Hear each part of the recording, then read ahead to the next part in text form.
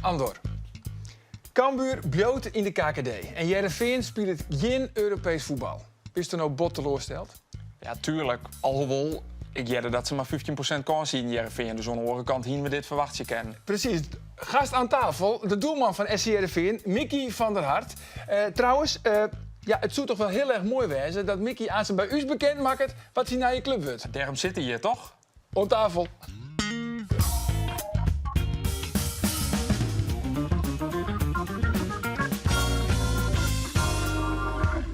Heerenveen komt er net on te pas en verliest in de play-offs met 4-1 van AZ. En zo komt er een zeer bijzonder, maar toch ook wel een zeer vermakelijk seizoen. Mijn naam is Arine de Boer en dit is de Sportcast van Omroep Friesland. Nou is het alarmfase hier. Dit is Mijnans en dan bam, goal! Ja hoor! Kliek raak! Nee, 2 en een hele minuut. Denk erom, heel duur. Eerste kwartbal 2-0. Wat een enorme mogelijkheid. Dit is Mollevulven. Voort onder de linkerkant. Lekker Meerdink. Ja, boem, pat, 2-0. De facet komt van Maikuma, de Japaner. En op een nij is Max Meerdink het eindstation. Krekt van het skoft. Komt bij de tweede peel in de kop willen. Ja, bij de tweede peel. Bats goal. Ja, het is weer raak. Het is weer raak voor AZ. Keulens is onder de bal. Slinkt die bal het 16 meter gebied in. Komt op de holle van Heerenveen. En dat is een fjouwerien. En dan hebben we nog Arjen. 17 minuten de keer op 3 doelpunten. Maar ik zie 12 vingers in het hos. En hier aan tafel Andor Faber, Roelof de Vries en nogmaals de doelman van SC Heerenveen, Mickey van der Hart. Welkom Mickey. Mickey, even samenvattend. De grootste nederlaag uit de clubgeschiedenis. De erehaag van Henk Brugge. Thuis alleen verliezen van Ajax. Uit 14 keer verliezen. De keeperswissel tegen Quick Boys. Binnen 8 dagen winnen van koploper PSV. En verliezen van de nummer laatst Almere City. Heb jij misschien wel het meest vreemde seizoen ooit achter de rug? Ja, dit was mijn...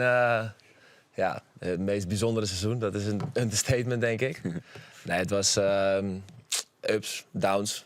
En achteraf denk ik goed om even over na te denken op vakantie... wat er nou eigenlijk allemaal precies gebeurd is. Want sommige dingen voelen alweer als een heel ver verleden. Maar is er één ding wat er bovenuit springt? Ja, die keeperswissel. Quick Boys. Ja, ik denk dat dat iets is wat over 10 jaar, 15 jaar nog steeds terugkomt.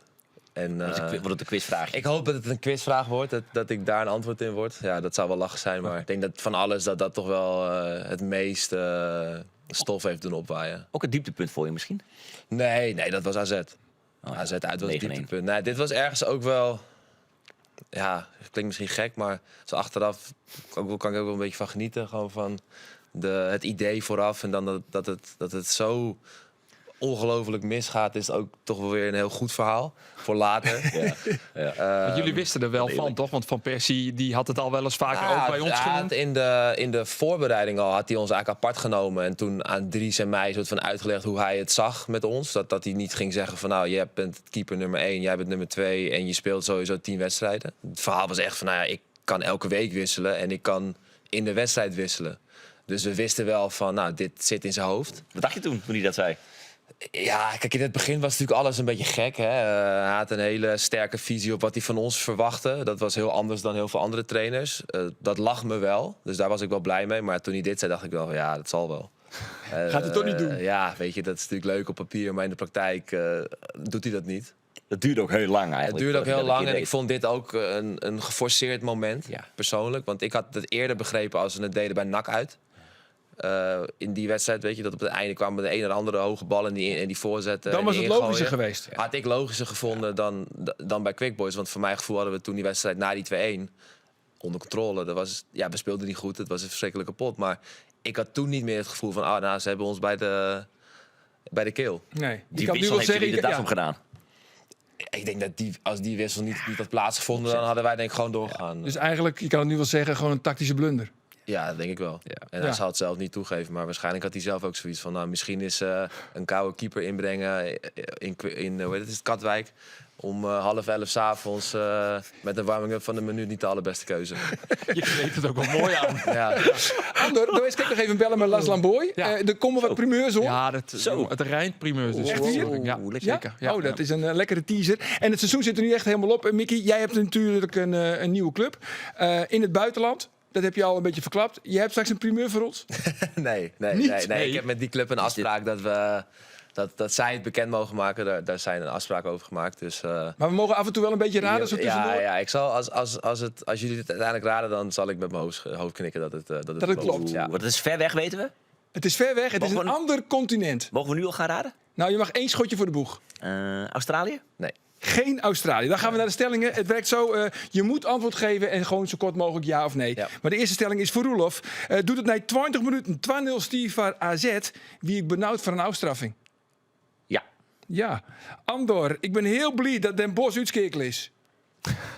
Ja. Ja. Mickey, Robin van Persie heeft heel veel verstand van keepers. Nee. Nee. Roelof, Ihataren zou een versterking wijzen van Heerenveen. Ja, maar hij komt net. Maar dat was de vraag niet. Oh. Maar hij zou wel een versterking wijzen. Ja, denk ik. Andor, dat Johnny Jansen Bali United kiest Boppe Cambuur is verstandig. Ja. Ja, en de laatste is voor Mickey. Als ik van tevoren had geweten dat we er in de play-offs na 1 wedstrijd uit hadden gelegen, had ik liever een week eerder vakantie gehad. Nee. Niet? Tuurlijk niet. Nee, want Mickey, de play-offs, je doet er een seizoen lang je best voor en dan lig je er na 1 wedstrijd uit. Ja, vroeger had je er 2. Dus dan kon je er nog het goed maken. Maar nee, ja, het was uiteindelijk, ik denk dat de conclusie is na deze wedstrijd dat we gewoon ten opzichte van AZ en ik denk ook Twente gewoon tekort kwamen. En dat is eerder dit seizoen gebleken. En dat in combinatie met hoe we dit jaar in uitwedstrijden gepresteerd hebben, vind ik ook niet dat we de Europese ticket verdienden. Maar ja, goed, je doet wel mee om te winnen. En als het wel goed gaat, dan is het natuurlijk hartstikke mooi. Maar ik denk dat iedereen kan concluderen dat AZ gewoon beter was. Ja, Roelof zei van tevoren, Heerenveen heeft 15% kans. Ja, waar was het eigenlijk op gebaseerd? Ik vind 15% nog veel. Niet weer de onderbuik, hè? Onderbuik. Onderbuik. Ja, natuurlijk. Nee, joh, jij stelt de vraag hoeveel kans heeft Heerenveen? Ja, dat is sowieso een vraag waarvan je altijd denkt, ja, wat moet je daarmee? De Ja. bal is rond, het is 1 wedstrijd, kan alle kanten op. Kat in het nauw. Ja, precies. Maar ja, je weet natuurlijk dat AZ echt een goede ploeg heeft. Alleen het bizarre van AZ is dat hij dit seizoen, dat heeft Heerenveen letterlijk meegemaakt, hele hoge pieken heeft met die 9-1 overwinning. Maar ze speelden Galatasaray ook helemaal weg. Europees. Ze maakten kans om Tottenham Hotspur te winnen. Maar ze waren ook heel slecht, bijvoorbeeld tegen Heerenveen. Toen Heerenveen ook wel goed speelde. Toen Heerenveen thuis won. Dus je weet dat er in die zin, als zij echt een keer zo'n dal hebben, dan kun je eens een keer een momentje hebben dat je kunt pakken. Maar ik vind AZ wel echt, als zij goed spelen, dan is het eigenlijk raar dat ze niet bij de top 3 of zo spelen. Want ze hebben met Meering nu er ook bij eentje waarvan ik denk, ja, die moeten ze nu wel laten staan. Maar voor Toekomstig spits van Nederland zelfs al, hoorde ik Willem van Hanegem zeggen. Ja, Het zou me niks verbazen. Nee? Ik vind het echt een hele goede spits. ik ook. Ook als je kijkt, natuurlijk, technisch is hij heel goed. Maar ook als je ziet hoe hij in de lucht hangt, hoe die ballen aanneemt, doorkopt. Hij is echt heel compleet. Ik vind het echt... Toch mist hij ook nog wel een aantal grote kansen. Die rebound bij jou. Gelukkig wel, ja. Ja. Nou ja, ik heb niet gezien hoe hij hem overschoot. Maar volgens mij nam hij hem met zijn rechter. Nou, misschien is dat een aandachtpuntje voor hem, omdat hij ook als verkeerde been nog moet schaven. Maar ja, ik vind het echt, ook hoe hij die eerste 2 ballen afwerkt. Dat zag er heel makkelijk uit. Maar er zijn heel veel spitsen die niet afmaken. Zo'n rollende bal, soort van met binnenkant voet om een keeper heen schieten. Dus nou, echt... Het zou mij ook verbazen als Parrott volgend seizoen de eerste spits bij AZ is. Want als je ziet hoe die Meerdinken doet in de wedstrijden die hij krijgt. Ja, Dat is gewoon heel goed. Ja, absoluut. Trouwens, vies ook net antwoord dat eigenlijk AZ ik wel Mr. Jocht het op deelname aan de Europees voetbal. Zo ben ik als 5e eindigen. Ja, maar het gaat net om waar het meester jocht had natuurlijk. Sabelwol, Shenlitten, dat zij ook in de play-offs het meest stabiel binnen. Twente kwam heel goed wij natuurlijk al het toernooi, maar toch karakter redden ze het wel op. Maar toen is het al een beetje het gevoel van ja, als het just hoe AZ naar die finale Tallibbet en Twente, dan is AZ wel de grote favoriet. En uiteindelijk gaan ze dat weer maken natuurlijk. Ja, heel mooi. Ja, Maar dat wisten we al, hè? Want daar heeft een paar weken Lino nu vregen van waar wint de play-offs. Ik heb dat toen al zijn. AZ. Ja, en ik heb ik zijn dat Willem. Telefoon. Ja, sorry jongens. niet betoog. Ja, goed verhaal. De telefoon. Maar waar hebben wij het genoegen? Ronnie Pander. Zo! Hey, Ronnie Pander. Vriend van de show. Ja, Vriend van de show. ja. Nou, vertel eventjes Ronnie, waar bist u op dit stuit? Op Bali. Op Bali. Een huis op Bali. Vertel eventjes, want Johnny Jansen die wordt de nieuwe trainer van Bali United. En Do is ik niet kijk bekend worden. Do was weer de assistent van Johnny. Ja, dat klopt. Samen met Jeffrey Talan ben we de assistenten van komt hier van John. Nou, Lokwenske, man. hartstikke mooi. Maar vertel eventjes, want wij weten net zo volle van Bali United. Wat is dat voor club? Nou, Bali United is een club die nog net heel lang bestaat. Sinds 2015 eigenlijk om professioneel voetbal doet. Daar in de oren het zien hier 2 keer kampioen worden is.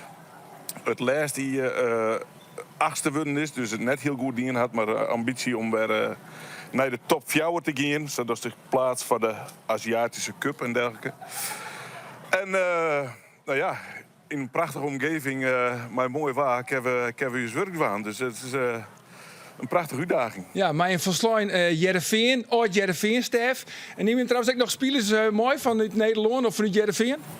Nou, de binding werd nou praat wordt, is maar in. Dus wij hebben al de dagen gesprekken met de clubeigenaar en de staf die er al zit. En wie binnen nou een zin, we hebben ons versterken matten en wellicht zitten er dan Nederlanders in beeld komen. Ja. Ja, hij is nog een keeper nodig?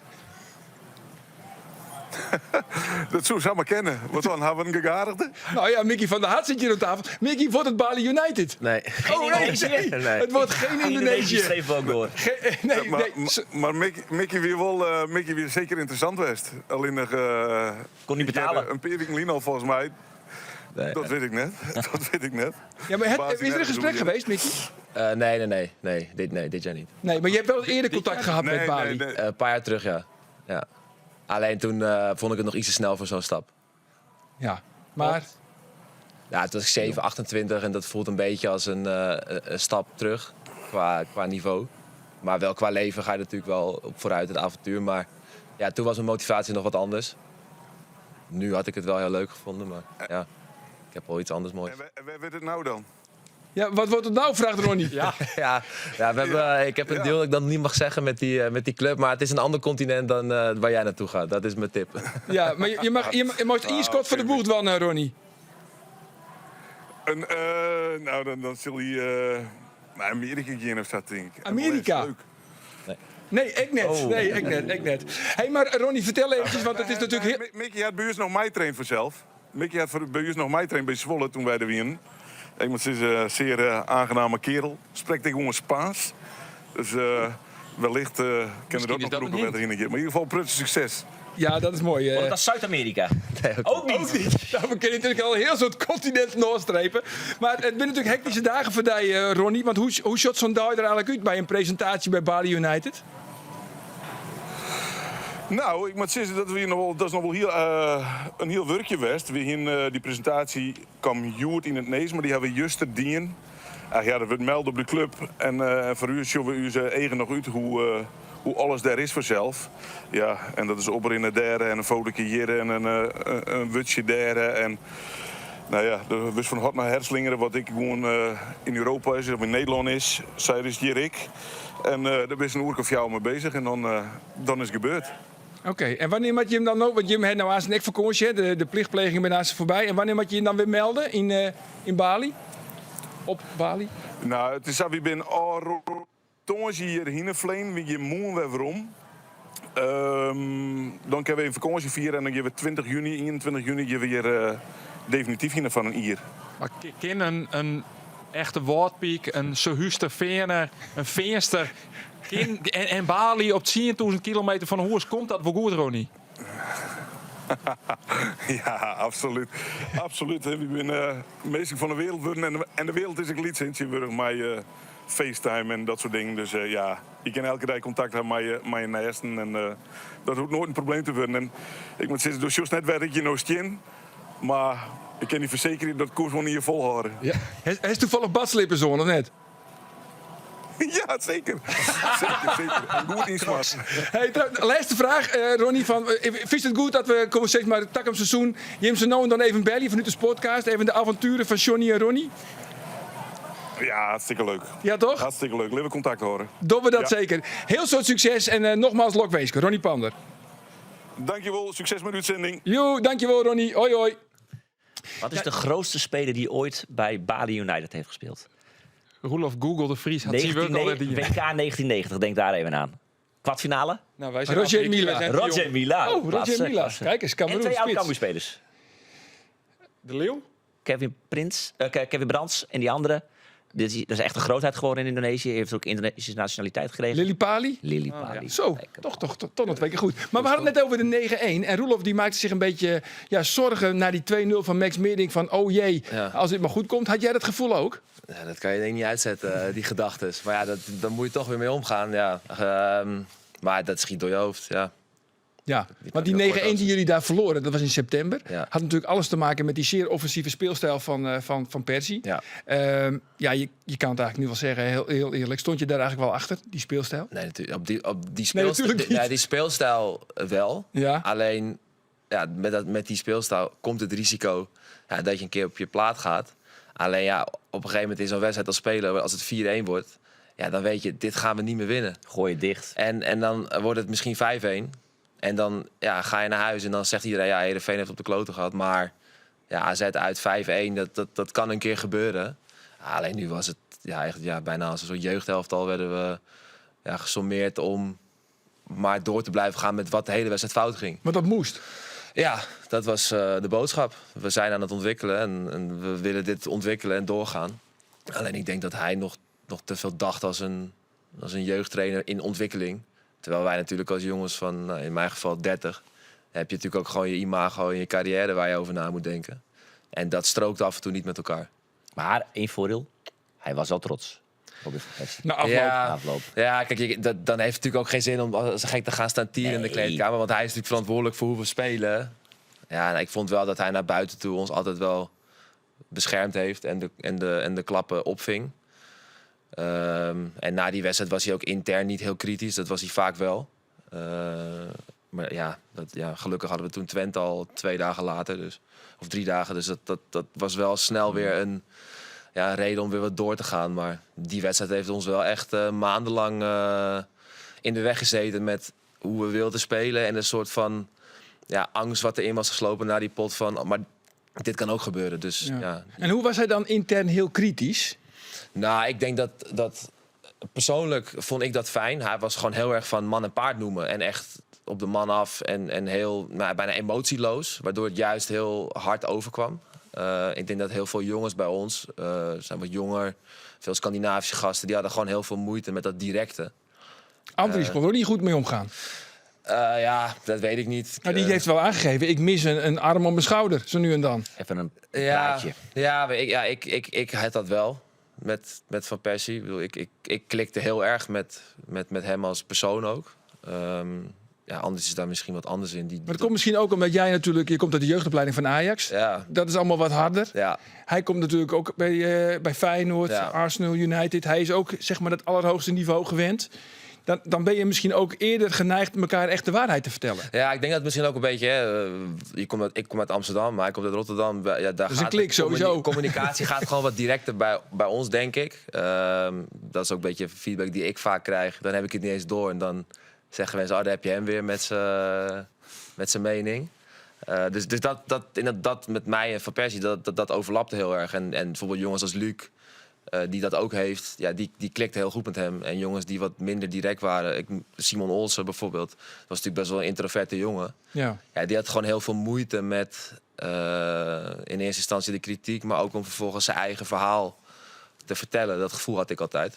Waarin merk je een verschil dan nu ten opzichte van Persie met Robin Veldman? Nou, ik denk dat Robin Veldman in die periode dat ik hem heb meegemaakt... daar zie je aan dat hij wat meer benaderbaar is voor iedereen. Ik denk dat de drempel wat lager is om hem aan te spreken. En hij is zelf ook volgens mij meer van mensenmens zijn, betrokken zijn bij die jongens. Kijk, Van Persie was als persoonlijkheid al best wel... intens. Dus hoe hij het spel beleeft, het spel ziet... dat merkte denk ik ook wel als je met hem sprak... dat hij helemaal bezeten is van het spelletje. En daar komt natuurlijk nog eens bij... en ik denk dat hij dat misschien ook nog wel eens onderschat... wie hij is. Ik bedoel, het is niet zomaar iemand die daar voor de groep staat, weet je. En Dat is een geweldig uithangbord voor de club. ja, maar voor heel veel jongens is hij natuurlijk een icoon van, ja, jeetje, Job Robben, voor mij vroeger ook, ja, een van de beste spelers die we ooit gehad hebben. Toch vind ik het ook een kwaliteit van een trainer om dat dan weg te nemen. En want Marco van Basten heeft 2 jaar bij Heerenveen gezeten.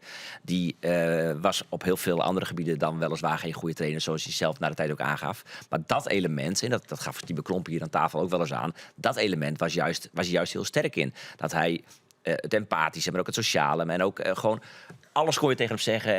Maar hij stond ook open voor kritiek, Van Persie. zeg maar. Van Persie, hè, Van Basten, die stond ook open voor kritiek. Als andere mensen, bijvoorbeeld Timo Klompen, ergens anders over dacht, dan dacht ik, nou, misschien heb je wel een punt. Ja, ik denk dat een stukje is waar Van Persie als trainer, dat hij zich daar nog wel echt in verder moet ontwikkelen. Ja. In met name ook een beetje luisteren naar wat anderen zeggen. Aan de andere kant, bij de beruchte stemming voor het seizoen luisterde hij niet naar de staf, waardoor jij op een goal stond. Ja, dat vond ik ook bijzonder dat naar buiten kwam. Want voor zover ik weet stond het gros daarachter. Maar goed, dat zal wel zijn zoals het is. Het gros van de technische staf. Ja, dat idee had ik wel. Vanuit de staf. Ja, Harmen was het niet voor mij. Dat is natuurlijk geen geheim. Maar voor de rest had ik niet het idee dat er heel veel mensen het oneens waren met die keuze om mij op te stellen. Maar goed, nogmaals, ik heb niet bij die meetings gezeten. Nee, maar Van Persie koos in ieder geval wel voor jou. Ja. Want hij wilde echt een voetballende keeper. Ja. Maar sowieso die keeperswisselingen steeds. Tussen jou en Andries. Hè. Jij mocht beginnen, daarna werd het weer Andries. Dan kwam jij weer op de goal. We hebben het natuurlijk gehad over de beruchte keeperswissel tegen Quick Boys. Ja. Had jij het daar vaak over met Andries? Nou, Dries en ik hebben altijd wel gewoon een goede band gehad. En we zijn allebei denk ik best wel nuchter. In de zin van, wat maken we nou weer mee? Dries is daar natuurlijk ook wel goed in om af en toe gewoon te zeggen, joh, waar zijn we nou allemaal weer in beland? Ja. En ik moet ook wel zeggen dat toen we vrijdag hadden we de afsluiting van het seizoen, dat Dries en ik ook even, dat ik een beetje zo'n afscheidwoordje deed van nou bedankt. En dat ik ook een beetje in de lach schoot toen ik Dries aankeek van ja, wat hebben we eigenlijk allemaal meegemaakt met z'n tweeën, weet je wel? Ja. Ik denk dat wat dat betreft dat we mazzel hebben gehad met elkaar. Dat we niet elkaar ook nog eens de tent uitgevochten hebben, want dat had natuurlijk ook gekund. Ja. Maar ja, het was wel heel gek. Ja, toch? 3 keeperstrainers. Ook nog, ja, dat vergeet je nog even. Dat Ja, was de beste trouwens. Je moet heel kiezen. eerlijk, Ja. Jan. Hè? Ja. Jan Bekkema? Ja, dat is goed nieuws. Ja? Die is er nog namelijk. Die is er nog. Frans Hoek is weg. Frans Hoek, Ja. maar Frans Hoek hoorde ik van. Die zit alleen maar te pochen over waar hij allemaal gezeten heeft. Frans was er sowieso heel weinig. Ja. Dus die was er 1-2 keer in de week. Nou, dat vond ik al raar. Ja. En inderdaad, hij vond het heel leuk om te vertellen over wat hij allemaal had meegemaakt. En op zich als keeperstrainer zijn visie op het spel echt wel wat van geleerd. In de 15 trainingen dat ik hem meegemaakt heb. Was heel kritisch, heel gedetailleerd, echt tot in het extreme. Harmen was voor mij geen goede keeperstrainer. Omdat ik vond dat hij heel erg op Andries gefocust was. Ik denk dat hij dat zelf ook wel toe zal geven nu achteraf. Dat hij in zijn strijd om Andries in de goal te krijgen mij eigenlijk een beetje uit het oog verloren was. Dus dat vond ik toen niet netjes van hem. Maar uiteindelijk heeft hij op het einde wel daar ook een soort van mea culpa in gemaakt. En gezegd van, nou, knap hoe je gehouden hebt. Want je hebt niet altijd de steun vanuit mij gehad die je had moeten hebben. Dat is best moeilijk voor jou dan. Want dan voel je je ook wel een beetje eenzaam, denk ik. Ja, wel. Ik had natuurlijk de hoofdtrainer die voor mij koos. Is niet onbelangrijk. En ik heb dat toen ook wel een keer benoemd in een interview. Dat ik voor mijn gevoel was tussen 2 vuren in stond. En dat had daarmee te maken. Dat is natuurlijk niet de ideale situatie om je wedstrijden mee te spelen. Dat je weet dat je keeperstrainer je eigenlijk niet in de goal wil. En nogmaals, elke trainer heeft het recht op zijn eigen mening. Maar dat sloeg hier af en toe wel door, vond ik. Maar goed, op het einde hebben we elkaar een hand gegeven. En wat ik zeg, hij heeft wel een soort van mea culpa gedaan. Door te zeggen van, ik had daarin wel dingen anders kunnen doen. En misschien ook wel moeten doen. Dus Je las dat ook is alles terug goed. in de media natuurlijk. Dat leek me ook bizar voor jou. Ja, en dat gaf ook wel een gek gevoel. Dat ik denk van ja, er wordt dus meer dan alleen hier binnen de club. Wordt er ook buiten een soort van spelletje gespeeld om wat dingen te bereiken. Zo voelde het voor mij. En uiteindelijk in die periode als Harmen bij Suriname was, nam Jan de trainingen over. En toen heb ik al tegen hem gezegd, ik zeg, ja, je bent echt een talent. Echt een goede trainer. Wat maakt hem zo goed? Ik vind dat hij heel goed is in oefeningen bedenken die je heel duidelijk kan vertalen naar de wedstrijd. Dat vond ik van Harmen trouwens ook. heel goede trainingen om van trainingssituaties dat te vertalen. Oké, dit gaat in de wedstrijd ook gebeuren. En ik vind dat Jan dat ook heel goed kan, ook in combinatie met spelers. Dus dat talent heeft hij. En volgens mij gaat hij nu hij is al bezig met die cursus, dus dat moet hij volgens mij nog een jaar. Ja. Maar ik denk dat Jan op een gegeven moment voor een hele lange tijd de keeperstrainer van Heerenveen gaat worden. Nou, nu we weten dat de blonde Buffon dus eigenlijk de beste keeperstrainer was van jou. Even een paar korte vraagjes. Even Heerenveen het afgelopen seizoen doornemen. Ja. Een paar korte vraagjes. Wat was jullie beste wedstrijd? PSV thuis. PSV thuis. Wie is jouw best voetballende teamgenoot? Trenskov. Trenskov. Welke speler gaat Heerenveen het meeste geld opleveren? Oeh. Oh ja, Linde, ja. Linde? Ja. Ja, Linde. Ja, echt mee eens ook. Ja, Ja. die was ik even vergeten, ja. Wie was de beste trainer? Je hebt er 3 gehad. Van Persie, Brugge of Veldman? Van Persie. Van Persie. Wie maakte de mooiste goal dit seizoen van Heerenveen? Dat moet Trenskov geweest zijn. Trenskov? Ik weet niet welke, maar die heeft er een paar gemaakt. Groningen? Oh, Ja, sorry, die is misschien wel het mooiste van het seizoen zelfs. Ja. En van, wat was jouw mooiste redding van dit seizoen? Kopbal tegen PSV. De kopbal tegen PSV. Ja. Ryan Flamingo? Ja, ook het moment en En de 1-0? de 1-0. En dat Voor is een keeper de voor mooiste? de beste uitslag. En, Vertel even waarom je dat zo... Ja, daar wou je naartoe. Nou oké. die dag was voor mij ook persoonlijk heel bijzonder. Omdat die ochtend... mijn vriendin is in verwachting. En die ochtend hadden we dus de positieve test. Dus die hele dag van PSV en met de positieve test erbij pakt. Nou. 14 december voor altijd, zeg maar, zo'n speciaal moment. Ja, dat is wat een tattoo op je rug straks. 14 december. Ik weet niet of ik die er thuis doorheen krijg, maar... Je kon dat natuurlijk toen nog niet delen, want het was nog heel pril. Ja, en de test was nog eens heel licht. Echt super licht. Dus we wisten ook niet helemaal zeker. Dus jij googelen? Dus voor de wedstrijd heb ik heel lang gegoogeld van... wat is nou wel, wat is niet, Reddit, foto's. En uiteindelijk wel de conclusie getrokken van nee, het is zo. Dus dat achteraf bleek het dus ook zo te zijn. Dus dat blijft voor altijd aan elkaar verbonden. Ja. Maar dan heb je iets wat je eigenlijk van de daken wil schreeuwen. En dan heb je ook nog zo'n wedstrijd die dag.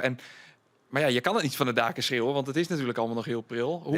Is dat lastig dan om zo'n wedstrijd in te gaan? Nou, nee, want op een gegeven moment als je dan in dat stadion loopt, je loopt het veld op, dan vergeet je het ook weer.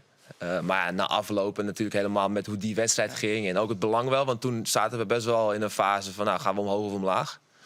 En dat voelde wel een beetje van... als we dit kunnen, dan gaat het wel de goede kant op. Nou, Je kiepte de pannen van het dak, man. Ja, een week later was alles weer anders. Was alles weer anders. Maar dat blijft natuurlijk wel iets wat voor altijd gewoon bijzonder is. Maar wat je zegt, je wil het van de daken schreeuwen. Ik heb ook uiteindelijk mijn mond kunnen houden tot vlak na NAC. En toen hebben we de eerste echo gehad. En toen dacht ik ook, we moeten het vertellen, want ik kan dit niet voor mezelf houden. Dat lukt me niet.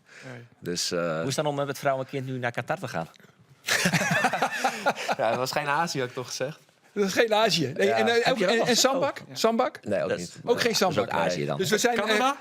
Nee. Oh, Ik ga geen multimiljonair worden met mijn volgende stap. Maar het is gewoon een heel vet avontuur. Maar het is wel iets bijzonders, want het voelt wel van... met zo'n baby als nu, zeg Ja. maar, Ja. dan kan het nog. Het voelt een beetje als deze transferperiode. Toen ik doorkreeg bij Heerenveen dat het op zijn einde ging lopen... had ik wel zoiets van, voor het buitenland is het wel nu of niet meer. Dus dat komt perfect Maar samen. nog even, Zuid-Afrika. want het is een ander continent, hè? Dat had je verklapt al. Hè? Het is een ander... Zuid-Amerika is het niet, Amerika niet, Canada niet, Azië is het niet, Australië is het niet. En dan is het Zuid-Afrika. Want nergens anders in Afrika gaan ze naartoe. Nee, Australië is geen continent, dus Nieuw-Zeeland zou nog... Nee, het is nou Goed, Zuid-Afrika. we gaan eventjes...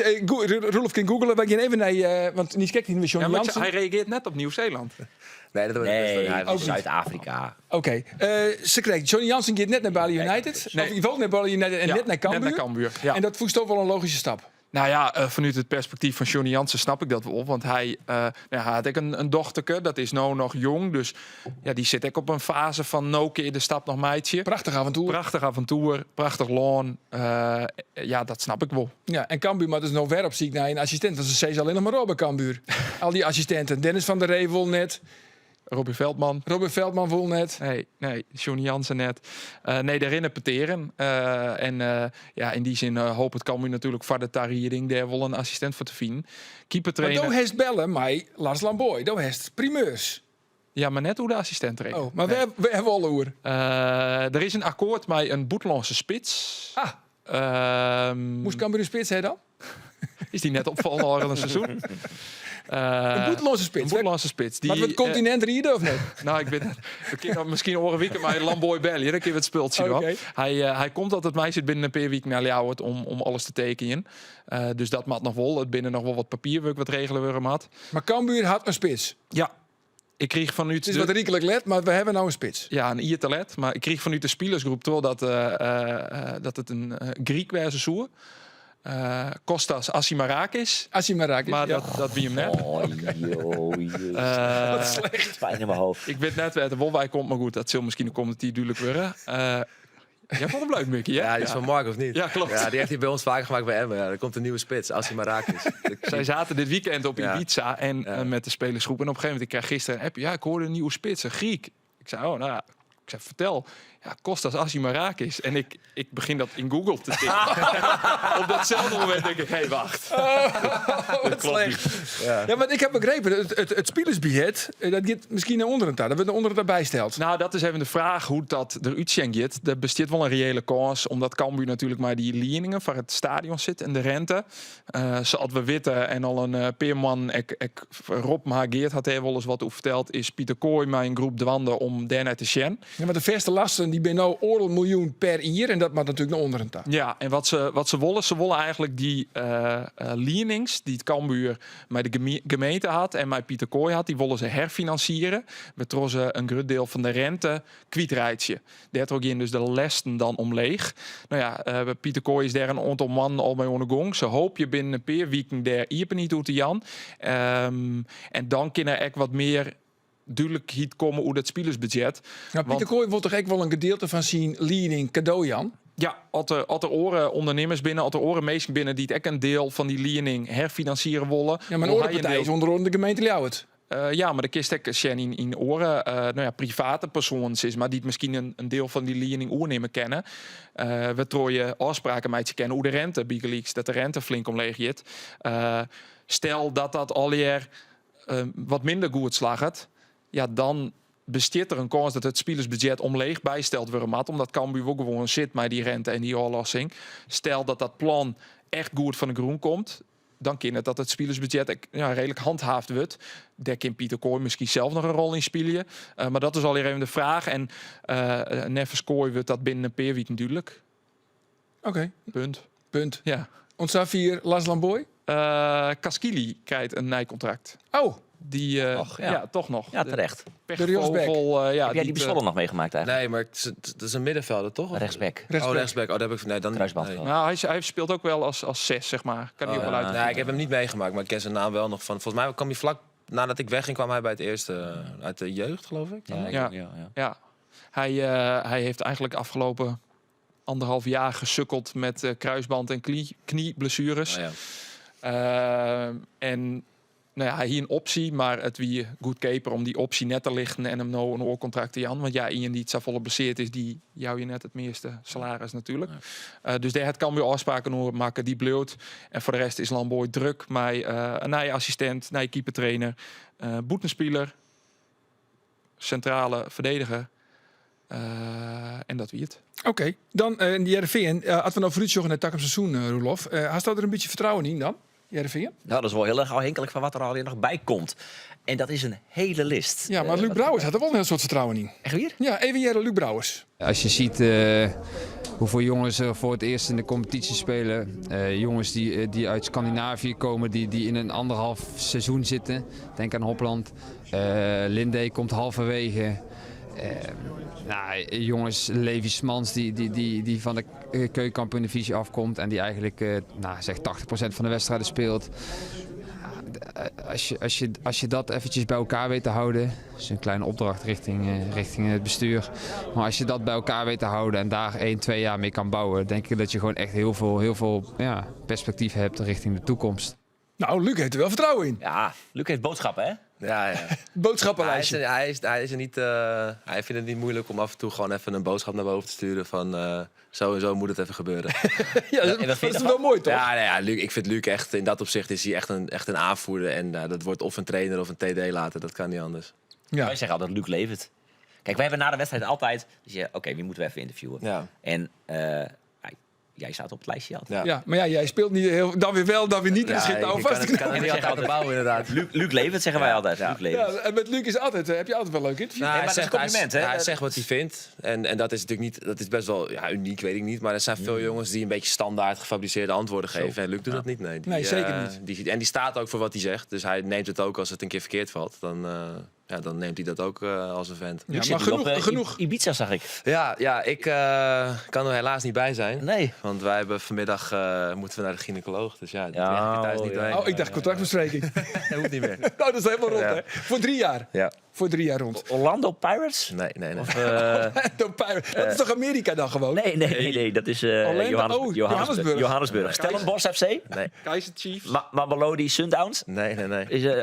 Heb je met Hans Vonk even contact gehad? Nee, niet met Hans Vonk. Maar wel met Foppe Haan. Oh, Nee, ook niet, nee. je bent nu wel warm. Het was Cape Town City. Cape Town. Oh, dat is mooi. Jij zag een knikje. We zagen een knikje. niks, maar we Hij zegt niks. Hij zegt niks. Maar wij weten genoeg. Jongens, Luc Brouwers heeft er vertrouwen in. 14e geinig trouwens, Cape Town City. Net niet gedegradeerd. Ja, het moet echt aan een bak, hoor. Het is in principe een soort Twente, maar ze hebben echt een verschrikkelijk seizoen, ja. Ja. Dat is toch wel het oude Ajax Cape Town ook? Nee. Oh, dat niet? Nee, het is een afsplitsing. Het is een vrij jonge club. Ajax Cape Town is eigenlijk niks meer. Het heet nu Cape Town Spurs, geloof ik. Oh. Spurs? Ja, Cape Town Spurs. Tottenham Hotspur ook. Ja, geen idee. Oké, maar wel een mooi avontuur. Ja, het is... Mooi stad, man. Ja, jullie hebben het gedaan, dus ik had beloofd dat ik dat zou zeggen. Nee, het is vrij snel gegaan, maar het is wel heel vet. Ja, gefeliciteerd, man. Ja, dank je. Dus het klokje liep al een tijdje, maar we kunnen nu eindelijk zeggen... we hebben de primeur, jongens. We hebben toch een mooie primeur. Dan nog eventjes, want we hier doen de takkomst Roelof van SC Heerenveen. Ja. Luc Brouwers, short het al zonnig in. Doek? 15, moet ik al 15% kans? Ja, 15% kans op een mooi seizoen? Nee. Weet je, ik heb dit seizoen altijd zijn. Heerenveen had 4 dragende spelers. Linde, Luc Brouwers, Hopland. Einde van het seizoen wat minder, maar die staan onder winterstop of simmerstop. En Trenskov. Dat vind ik 4 spelers die ik een stap hoger op kennen. Als je dan ook nog eens een keer de keeper hebt die 34 wedstrijden gewoon kan spelen, zou ook wel lekker zijn. Toch, Mickey? Ja. Keulen gaat weg. Ik vond het niet heel bijzonder. Goed, degelijk, prima. Nooit slecht, maar altijd een beetje 6. Als je daar nou gewoon een lekkere linksback voor terughaalt. Zakarietje staat hoog op het lijstje. Volgens mij komt hij ook van Almere City. Brouwer is natuurlijk afwachten wat daarmee gebeurt. Dus daar moet je dan ook eventueel een goede rechtsback voor terughalen. Want ik verwacht dat hij wel een transfer gaat maken. Middenveld staat. Vanuitgaande dat dat niet weggaat. Dan heb je Trensko op rechts, is ook goed. En dan moet je nog een goede linksbuiten en een goede spits halen. En daar moet je in investeren. Ja, al deze vragen, heeft er nou eigenlijk al antwoord op, Joen. Maar al deze vragen heeft zo stelt om Robin Veldman. Nou, toch nog maar eventjes. Wellicht ten overvloede. Nou, even Sjen. Even snel er toch in. In naar je keeper. Ja. 2 naar je linksbacks. Eén hele goede zou ook goed zijn. Want met Christian Petrov ga je ook natuurlijk nog wel wat schuiven. Je hebt Robin Bouw achter de hand. 2 nieuwe spitsen. Ja. 1 vleugelaanval. Misschien 2, waarvan eentje een beetje een rol heeft die aan de buitenkant is. En waarvan de andere wat meer ook aan de as kan spelen. Wist je nog wel wat? Even terug in dat er niks fout gaat, want je weet het nooit met Brouwen, et cetera. Dat weet je niet. Ik noem het, en dat mag je wel weten, dat met Johan, ik noem het de type Ødegaard middenvelder. Dus die tussen linies hoog op het veld nog. Dat zorgt voor variatie in ons aanvalspel, zeg maar. Nou jongens, Type Ødegaard. Martin Ødegaard. Die zoeken ze allemaal, denk ik. Eén voordeel, Ødegaard had al een keer bij Heerenveen voetballen natuurlijk. Ja, dat is wel waar, ja. Ja, maar goed, een type Ødegaard. Ja, ik denk dan zelf gelijk onder een Mohamed Ihattaren. Ja, maar die... Je ziet het op de tribune? Die ziet op de tribune waar zet. En ik kreeg een berichtje van iemand die hier hem zoen bij Tjade, bij Oranjewoud. Daar heb ik vregen over Veldman van, heb je gesprek met hem gehad? Nee. Is hij hier geweest? Nee. Dus nou ja, dan ga je er maar vanuit dat klopt. Heb jij er wat over gehoord? Nee, ik weet eigenlijk heel weinig van wat er op de planning staat. Dus ik heb wat dit betreft heel weinig in de melk te brokkelen. Ja, maar zou het überhaupt wat zijn, Ihattaren? Ja, ik heb hem bij RKC dit jaar wel gezien. En aan de bal is het natuurlijk fantastisch, maar zonder bal doet hij heel weinig. En daar ga je bij deze trainer niet mee wegkomen. Ik zag hem maar de tijd met een patatje lopen. Dat ik dacht van nou... Ja, maar nu mag het toch ook? Ja, het is nou vakantie. Nee, dat is natuurlijk een grapje. Maar hij is wel een beetje aan de stevige kant. Ja. Daar moet echt wel een paar kilo's af. Oké. Dat werd trouwens ook een paar keer over jou gezegd. Oh, dat zou best kunnen, ja. Ja, heb je ook wel meegekregen, toch? Of niet? Of vond je dat ook irritant? Nee, dat is wat het is. Goed zo. Ja. Oké. Mag ik een voorzetje aan Johan Hansma? Nou. Begin nou eens met de fundering van het elftal. Want mooi. Dat klinkt nou wel als een technisch manager. Heerenveen het vooral in uitwedstrijden hebben jullie veel te veel tegendoelpunten gekregen. Ook als je die doelpunten tegen AZ per keer gaat ontleden. Hopland zat er een paar keer niet goed Veel bij. persoonlijke fouten ook, hè? Inderdaad, op een gegeven moment die laatste volgens mij was... Nee, die ene laatste, dat Keulet, die gaat gewoon aan de buitenkant met Meerdink mee. Die eerste, die zou jij op je konto kunnen zetten. Zou je ook kunnen zeggen, moet Hopland daar niet beter op letten? Oh, die neem ik wel. Neem jij die? Zo Dat is een Braziliaanse uittrap, toch? Maar goed, dat was deze laatste wedstrijd. Maar als je kijkt, jullie krijgen zoveel tegendoelpunten in uitwedstrijden. Standaard situaties, vergeet dat niet. Bogniewicz is maar de vraag, hoe komt hij terug? Hopland, jij zei het net ook, dat die is gewoon toe aan even vakantie. Want die is natuurlijk in één keer doorgegaan. Die is er goed genoeg, toch? Ik vind zeker, alleen in het wat je zegt, je merkte wel aan hem dat hij de laatste weken echt op zijn tandvlees liep. Dus die kan wel een break gebruiken, ja. Maar die jongen heeft heel veel potentie. Dat is gewoon een goede verdediger. Ja, Kersten is in mijn optiek is Kersten zou een perfecte stand-in zijn. Dat je naast Hopland echt een goede, betrouwbare, wendbare centrale verdediger hebt. Je krijgt inderdaad een nieuwe linksback. Brouwde. Willemsen komt erbij van de Graafschap. Die kant is heel groot. Ja. Dus een centrale verdediger, linksbenig. En dan heb je dus Hopland, Kersten, Willemsen en Bogniewicz aan het begin van het seizoen weer terug is. Dat moet je natuurlijk afwachten. Dan heb je in principe die 4 zullen dan denk ik mogen uitmaken. Dan heb je voor links Petrov en eventueel Zagaritis. Ja, heb je Petrov centraal ook nog natuurlijk. Die er ook nog kan, maar die kan op beide posities inderdaad. Ja. Heb jij ook een beetje het gevoel, Mickey, dat jij in het slechtste Heerenveen hebt gespeeld van de laatste 30 jaar? Dat is jouw buurman die dat al wekenlang verkondigt. Maandenlang al. Maandenlang. Ja, ik heb gelukkig niet een heel goed beeld van alle teams die er geweest zijn. Dus daar kan ik geen zinnig antwoord op geven. Wel heel goed Maar hoor. Als iedereen, weet je, als dat zo is, het is wat het is. Dan kan ik ook weinig aan veranderen. Nee, dat is ook zo. Ja. Ja. Hoe kijk je terug op 2 jaar Heerenveen? Want je kwam natuurlijk 2 jaar geleden als een soort van tweede man achter Andries Noppert. Ja, het was eigenlijk toen niet waar ik op hoopte. Dat ik al ergens als tweede keeper terecht zou komen. Lang gegokt op een avontuur in het buitenland. En dat ging om meerdere redenen. kwam daar niet echt wat van de grond. Ajax Cape Town? Nee, toen niet, nee. En, Bali United? Ja, dat was wel een optie, maar dat vond ik te snel. Maar ja, op een gegeven moment kwam Heerenveen met een plaatje van... Andries WK gehad. Hij gaat verlengen, maar in principe maakt hij in de winter een transfer. Dat was de insteek. En ze wilden iemand hebben die, ook gezien zijn blessureverleden... er kon staan als het nodig was. En ik had gewoon werk nodig. Ja, dus ik dacht op een gegeven moment ook van ik ga gewoon aan de bak en ik ga gewoon knokken. En dan zien we wel waar het komt. Ik heb altijd overal waar ik zat, heb ik mezelf een elftal in geknokt. En ook al voelde het op dat moment dat Andries... Toen zat hij nog bij het Nederlands elftal. Ja, voelde het als onomstreden. Ja, weet je, dus dat voelde wel als echt een uphill battle. Maar ja, altijd wel mezelf een beetje gebackt in die zin. En uiteindelijk meer dan 30 wedstrijden gespeeld. Ja, dus in die zin is het heel anders gelopen dan van tevoren gedacht. Maar ja, wel heel veel gespeeld. En daar ben ik trots op, want ik kwam van ver. Ja. Het is niet altijd goed gegaan. Ik heb ook mindere wedstrijden gespeeld. Een paar hele goede wedstrijden gespeeld. Ups en downs. Dus ja, onder de streep ben ik ook niet echt tevreden over de laatste 2 jaar. Aan de andere kant... Want je had stabieler willen zijn? Ja, ik denk dat ik bij Vlagen goed gespeeld heb. Maar ook mindere fases heb gehad. En dat wil je natuurlijk niet. Is dat hetgene waar je voor jezelf aan moet werken? Dat je stabieler moet worden, zeg maar? Ja, dat deels. Aan de andere kant, als ik terugkijk... heb ik ook nooit echt het gevoel gehad dat ik echt de steun kreeg. Ik heb altijd voor mijn gevoel, ook in het eerste seizoen... toen ik bijvoorbeeld erin kwam... was Van Wonderen eigenlijk heel uitgesproken van... we moeten Andries weer op het paard krijgen. En dat voelde voor mij ook een beetje als een soort van... het was wachten totdat hij weer goed ging trainen... en dan zou ik mijn plekken kwijt zijn, weet je wel. En dat was dit jaar natuurlijk met die wissels. Voelde je continu een soort van pistool op je hoofd van... als je 1 keer niet goed speelt, dan kan je zomaar je plek kwijt zijn. En dat heb ik in de afgelopen 2 jaar bij Heerenveen wel gemist. En dat is ook wel iets wat ik meeneem naar de toekomst. Kijk, een keer een mindere fase hebben of een slechte wedstrijd, dat hoort erbij. Ik heb mijn laatste slechte wedstrijd niet gespeeld. Dat is gewoon wat het is als keeper. Maar het verhaal vanuit een club... En je rol daarin, dat heb ik wel meegenomen, ook in deze keuze. Ja. Dat je gewoon weer echt een soort van speel bent in een project. En dat heb ik in Polen meegemaakt. En daar werd heel mooi geëindigd. Alleen dat heb ik hier kampioen toen in Polen. Alleen dat heb ik hier wel gemist. En nogmaals, daar heb ik zelf voor getekend aan de voorkant. Dus ik wist dat ook wel. Maar dat is wel een les. Ja. Nou, toch nogmaals bewonderenswaardig hoe jij soms elke keer toch weer met al deze klappen, hoe je daarmee omgaat. Ja, dat vind ik echt heel erg knap. Ja, dankjewel. Over lessen gesproken. Wat voor les zou jij Bernd Klaverboer mee willen geven? Jong talent natuurlijk, die jou verving afgelopen donderdag.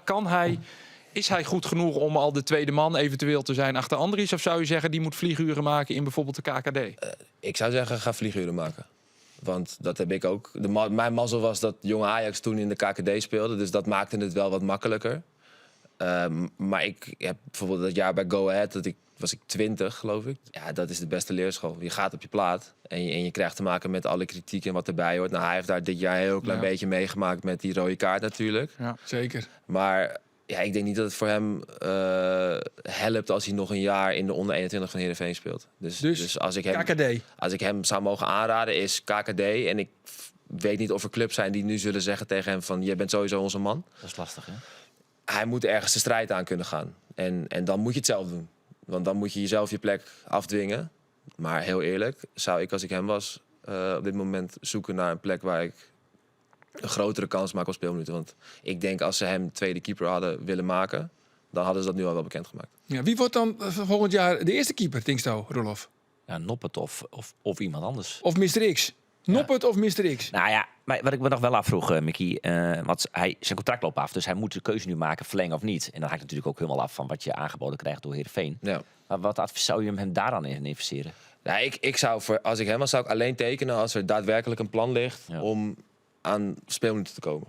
Als dat er niet is, dan zou ik persoonlijk verder kijken. Maar dan is verlengen en dan verhuren. Zou de enige optie zijn om te verlengen? Ja, dat denk ik. Ja. En ik denk dat de club dat misschien ook zo ziet. Ik zeg, ik denk dat als ze hem tweede keeper hadden willen maken, dan had dat nu al wel bekend geweest. Aan de andere kant, de nieuwe keepertrainer Etemadi, die moet natuurlijk ook zijn plasje erover doen. Dus misschien dat ze daar ook op gewacht hebben. Ja, maar dat vind ik. Ja, uiteindelijk beslist toch een trainer. Ik vind dat een beetje een slap verhaal. Dat de keeperstrainer daarna moet kijken. Tuurlijk zal die wel een beeld hebben, maar puntje bij paaltje is het altijd de trainer die beslist. Daar weet je alles van. Ja, en dat is niet alleen hier, maar als club zijnde vind ik het heel gek dat je die beslissing nu laat afhangen van een keeperstrainer die nog nooit met hem gewerkt heeft. Ja. Maar de vraag is of dat zo is, toch? Ik weet ook niet of het zo is, maar dat zou ik me kunnen voorstellen dat de club volgens mij is dat inderdaad een onderdeel van dat ook Etemadi er wat van moet vinden. En ik vind dat persoonlijk iets heel raars. Daniel Kalsbak, ken je hem nog? Ja, wij hebben altijd de Daniel Kalsbak-index. Die speelde, hij voetbalt nu natuurlijk bij Sarpsborg. Ja. Afgelopen dinsdag hadden ze de uitwedstrijd tegen Egersund. Ze hebben 3-1 gewonnen. Kalsbak scoorde, benutte een strafschop. En gisteren moesten ze weer tegen Tromsø. In Tromsø, dat was jammer, was een beetje een duel der grijze middenmotors. Tromsø scoorde ver in de blessuretijd de winnende treffer. Het werd 1-0. Maar Kalsbak zat niet bij de selectie. Nee, dat zag ik ook, ja. Ja, dat is toch raar? Maar hij is wel een van de topscorers van de Noordse League. Is het zo? Ja, serieus. Ja. Hoeveel heeft hij net zo verwandeld als ik. Nou ja, ik kon er geen kut van, hè? Het is best wel gek, want hij had af en toe op training dacht ik echt van, god, die gozer is zo goed. Maar dan, volgens mij, hij is de ideale counterspits. Dus ik vond hem van links ook beter dan als spits. Als hij een beetje naar binnen kon dribbelen. Want als aanspeelpunt kwam je wat tekort. Maar dacht je wel, deze speler is wel dik 2 miljoen waard? Dacht je dat? Nee, dat dacht je niet. Nee. En Arjen Jan de Boer? We vergeten. Ik net, Savoen, Brine, het fjouwertrij woen. Kijk eens. Oh, dat wist ook. Ik heb mijn huisscheiding ook even gedaan. Ja, Jan de Boer, 4-3. 3 tegendoelpunten, maar niks aan doen. Wel gewonnen. Ja. Goed zo, we zijn toe aan de overdenkingen, Mickey. En dat betekent, je moet kiezen. En we komen er niet op terug. Hoe goed is Ben Klaverboer? Dat wou ik nog even. Hoe goed is hij? Ik vind het echt een hele talentvolle keeper. Hij moet echt nog wel schaven aan een hele hoop dingen. Maar qua potentie zie ik in hem echt wel een toekomstige Eredivisiekeeper. Ja. Goed zo. Ja, ik ben tevreden. We mochten toch nog even op het valreep. De overdenkingen, we zijn er nu echt aan toe. De eerste is voor Roelof. Roelof, Ihataren of Martin Ødegaard? Zo. Moet ik daar echt... dan moet je kiezen. Ze zijn wel eens moeilijker geweest. Doe mij maar Martin Ødegaard. Martin Ødegaard. Dan gaan we naar Andor, Hans of Wim? Ik moet kiezen. Je moet kiezen. En waarom? Hans, oké. En Wim. Ja, precies. Ja. Dus, het wordt? Nou, doe maar Hans. Ja. En de laatste is voor Mickey. Mickey, ga je volgende week, want je hebt natuurlijk nu vakantie. Ga je volgende week barbecuen of misschien wel in Zuid-Afrika. Of kijk je dan nog wel even naar de laatste sportcast van dit seizoen? Het barbecue. Oh, dat is toch een beetje jammer. Goed zo, maar Teleurstellende afsluiting. Ja, teleurstellende afsluiting. Want de volgende week hebben we wel de broertjes Anker. Hans en Wim Anker zitten hier dan aan tafel. Ken je ze? Nee, ik heb geen idee wie dat Nee, zijn. het Luisteren advocatenduo. Oh nee, dat ken ik De niet. grootste Heerenveen-fans. Ja, die staan altijd op de tribune met gele kaarten. Oh nee, die ken ik niet, sorry. Echt niet? Nee. Oh, dit voelt als een teleurstelling. Nou ja, maar misschien is dit ook een boodschap aan de Ankers. Dat ze dus iets moeten schaven aan hun PR, om het zo maar te zeggen. Ja. Ze moeten meer Want de keeper zichtbaar van zijn. Heerenveen ze niet Ik eens denk kent. dat in de kleedkamer dat er heel weinig jongens zijn die weten wie ze zijn.